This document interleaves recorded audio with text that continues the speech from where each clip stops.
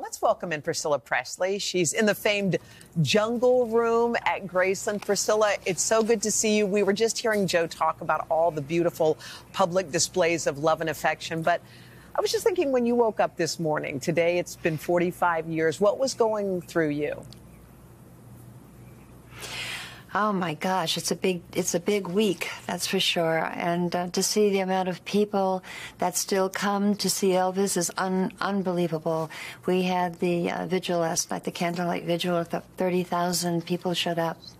So that says a lot. It's so meaningful. And of course, Elvis is timeless and ageless in so many ways. Now there's been this new movie. And do you feel like there's a new generation now that's starting to discover him and discover his music? Absolutely, absolutely, and especially since the movie. I mean, what a great movie. Baz Luhrmann, I have to say, is a genius. I don't know anyone else who could have done this movie like he did. You know, Baz does his own thing. I was a little concerned at first when I heard that Baz was going to do the movie. I actually met him. I invited him to my home. We spent about 4 hours together.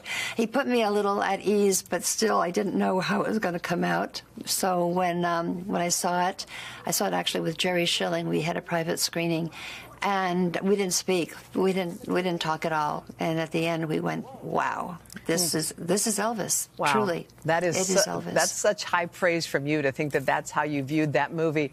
I saw the movie, and I was just thinking there were so many moments that were difficult for someone who didn't know Elvis to watch. What was the most difficult part for you to see in that movie?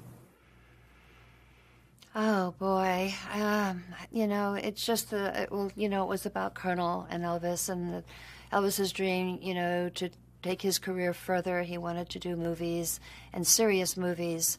And Colonel Parker just, you know, he should have really probably stayed a publicist, because he just didn't have, he didn't take Elvis where he wanted to be. And that was hard, because I lived it.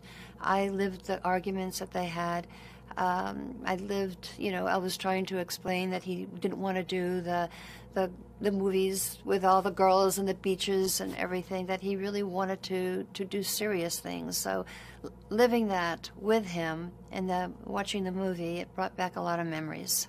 It seems like Colonel Parker, I mean, when you see the movie and see the life, it seems so difficult. He almost saw Elvis just as a commodity. Get him on stage, do whatever it takes.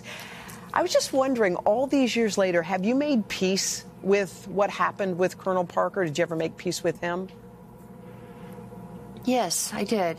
There was two colonels. There was the colonel who was the manager, and there's colonel that was, you know, very, very sweet and very, very nice. I mean, he took care of both his wives, the first one who passed away. He was always there for her, and also his second wife as well. I had dinner with them, and actually Elvis did too, in Palm Springs. And so there was two sides to him, the business and, of course, the very gentle side of where he's not working and not, you know, doing anything in show business, I should say. But yes, there was two sides to him. And he was actually, I think it was more, you know, he had to live out what Elvis wanted to do, or he promised Elvis, and that was he was going to make him $1 million. And he wanted to live up to what he promised Elvis. Priscilla, I think he made more than $1 million, but that was the... I think about you on a day like this, Priscilla, and of course you were married. You met him so young. You were just a young teenager and later got married. And, you know, now you're the keeper of his legacy. And what does that mean to you? Why do you do it? What does it mean to you? It's a big responsibility, yes, but I want to, you know, carry it out and give him the things that he always wanted to do and wanted in his life.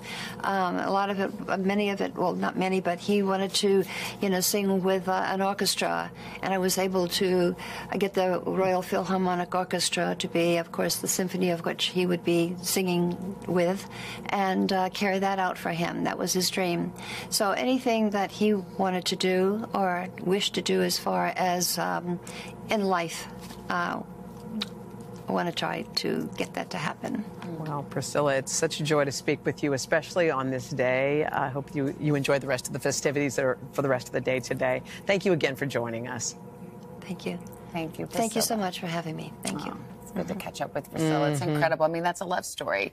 You know, the marriage didn't last, but here she is, decades later, honoring him and carrying on his legacy, and her daughter, of course, as well. So. Yeah, Marie. Sending some love out to Priscilla.